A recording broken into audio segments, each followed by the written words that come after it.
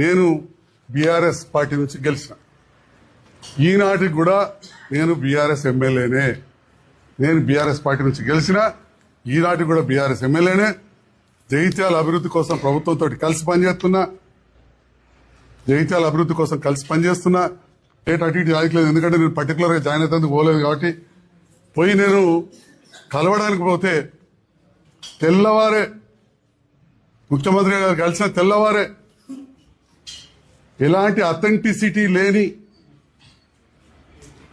ఆధారాలు లేని మీడియా ప్రచారంతో నేను ఇవ్వలే స్టేట్మెంట్, ముఖ్యమంత్రి గారు ఇవ్వలే, నాతో ఉన్న మంత్రులు ఇవ్వలే.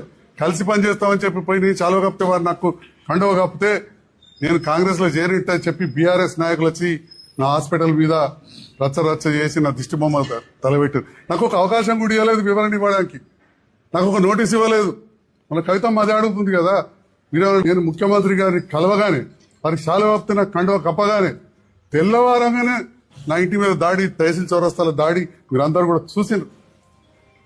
అదే రోజు నా మీద అఫిడవిట్ వేసి డిస్క్వాలిఫై చేయమని చెప్పి స్పీకర్ దగ్గర పిటిషన్ వేసిండ్రు. అయినా కానీ ఆ రోజు నుంచి మార్చి వరకు, అది వాళ్ళిచ్చి వాళ్ళు ఆపేంత వరకు బీఆర్ఎస్ లెజిస్లేటర్ పార్టీకి నెలకు 5,000 రూపాయలు మా జీతం నుంచి కట్ అయితే నేను ఎన్నడూ అబ్జెక్షన్ చేయలే. నేను బీఆర్ఎస్ లెజిస్లేటర్ పార్టీ సభ్యున్నే, నేను అబ్జెక్షన్ చేయలే. నేను అంటున్నారు అఫిడవిట్ ఇచ్చిండు, అఫిడవిట్ వాస్తవమే, అఫిడవిటే కాదు నెలకు 5,000 కట్టినా పై